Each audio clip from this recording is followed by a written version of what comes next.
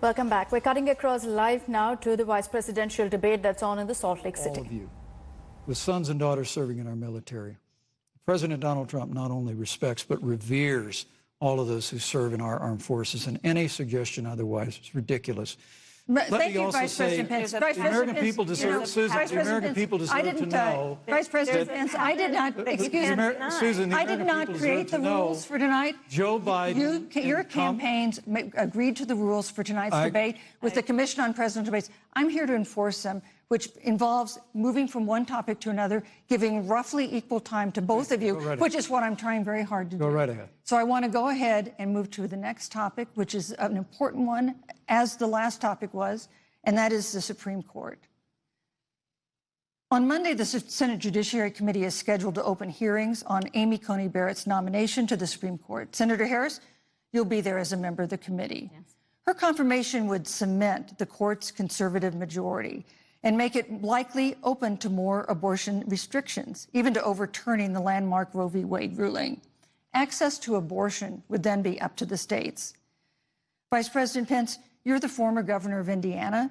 If Roe v. Wade is overturned, what would you want Indiana to do? Would you want your home state to ban all abortions? You have 2 minutes, uninterrupted. Well, thank you for the question, but I'll use a little bit of my time to respond to that very important issue before.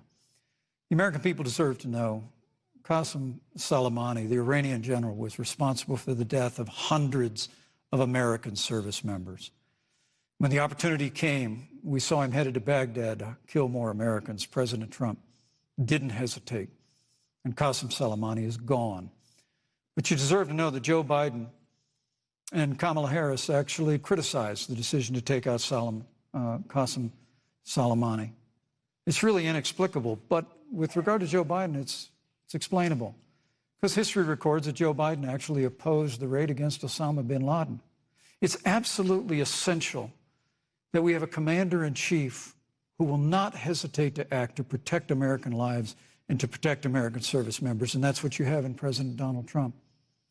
Now, with regard to the Supreme Court of the United States, let me say President Trump and I could not be more enthusiastic about the opportunity to see Judge Amy Coney Barrett become Justice Amy Coney Barrett.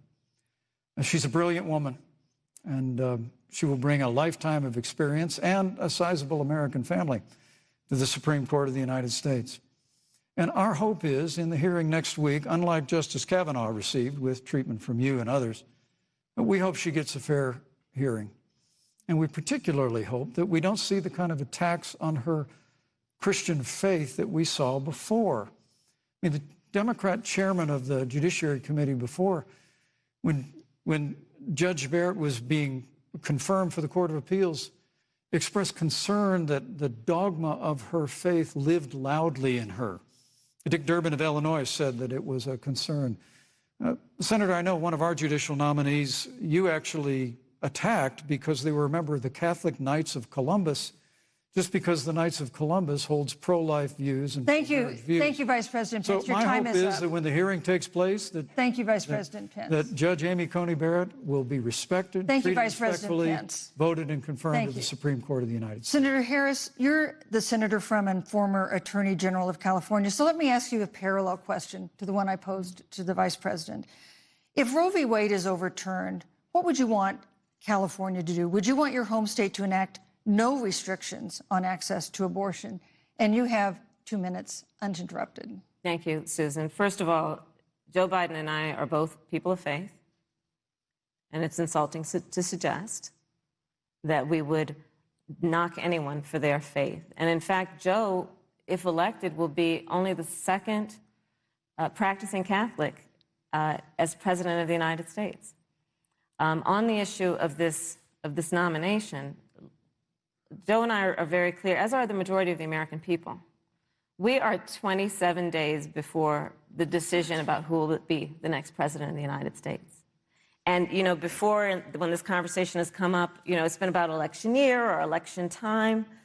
We're literally in an election. Over 4 million people have voted.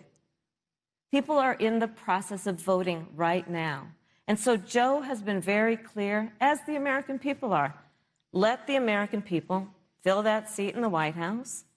and then we'll fill that seat on the United States Supreme Court. And to your point, Susan, the issues before us couldn't be more serious. There's the issue of choice, and I will always fight for a woman's right to make a decision about her own body. It should be her decision and not that of Donald Trump and the Vice President, Michael Pence. But let's also look at what else is before the court. It's the Affordable Care Act. Like, literally in the midst of a public health pandemic, when over 210,000 people have died and 7 million people probably have what will be in the future considered a pre-existing condition because you contracted the virus. Donald Trump is in court right now trying to get rid of the Affordable Care Act.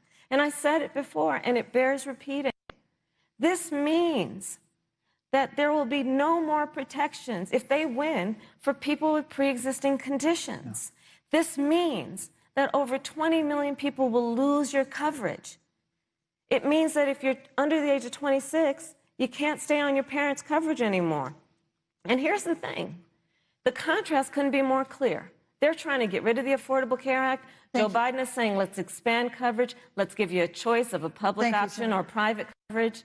Let's bring down premiums. Thank you, Senator Let's Harris. lower Medicare eligibility to 60. Thank you, Senator That's true Harris. leadership. You know, you mentioned earlier, Vice President Pence, that the president was committed to maintaining protections for people with pre-existing conditions. But you do have this court case that you are supporting, your administration supporting, that would strike down the Affordable Care Act.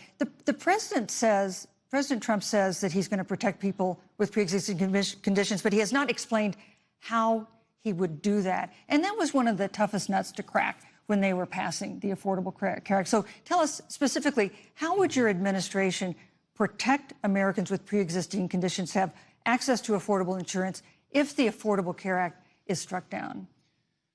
Well, thank you, Susan. But let me just say, addressing your very first question, I couldn't be more proud to serve as vice president to a president who stands without apology for the sanctity of human life. I'm pro-life. I don't apologize for it. And this is another one of those cases where there's such a dramatic contrast. Joe Biden and Kamala Harris support taxpayer funding of abortion all the way up to the moment of birth. Late-term abortion. They want to increase funding to Planned Parenthood of America. Now, for our part, I would never presume how Judge Amy Coney Barrett would rule on the Supreme Court of the United States, but we'll continue to stand strong for the right to life. When you speak about the Supreme Court, though, I think the American people really deserve an answer, Senator Harris. Are you and Joe Biden going to pack the court if Judge Amy Coney Barrett is confirmed? I mean, there have been 29 vacancies on the Supreme Court during presidential election years, from George Washington to Barack Obama. Presidents have nominated in all 29 cases. But your party is actually openly advocating adding seats to the Supreme Court, which has had 9 seats for 150 years, if you don't get your way. This is a classic case of if you can't win by the rules, you're going to change the rules. Now, you've refused to answer the question. Joe Biden has refused to answer the question. So I think the American people would really like to know, if Judge Amy Coney Barrett is confirmed to the Supreme Court of the United States, are you and Joe Biden, if somehow you win this election, going to pack the Supreme Court to get your way? I'm so glad we went through a little history lesson. Let's do that a little more. In 1864... Well, I'd like you to answer the question. Mr. Yes. Vice President, I'm speaking. I'm speaking. Okay. In 1864, one of the, I think, political heroes, certainly of the president, I assume of you also, Mr. Vice President, is Abraham Lincoln. Mm-hmm. Abraham Lincoln was up for re-election. And it was 27 days before the election. And a seat became open on the United States Supreme Court. Abraham Lincoln's party was in charge not only of the White House, but the Senate. But Honest Abe said it's not the right thing to do. The American people deserve to make the decision about who will be the next president of the United States. And then that person can select who will serve for a lifetime on the highest court of our land. And so Joe and I are very clear. The American people are voting right now. And it should be their decision about who will serve on this most important body for a lifetime. Hi everyone, Preeti Chaudhary here. Hope you like this video. For latest news and analysis Like and subscribe to the India Today YouTube channel. And don't forget to press the bell icon to stay updated. Thank you for watching.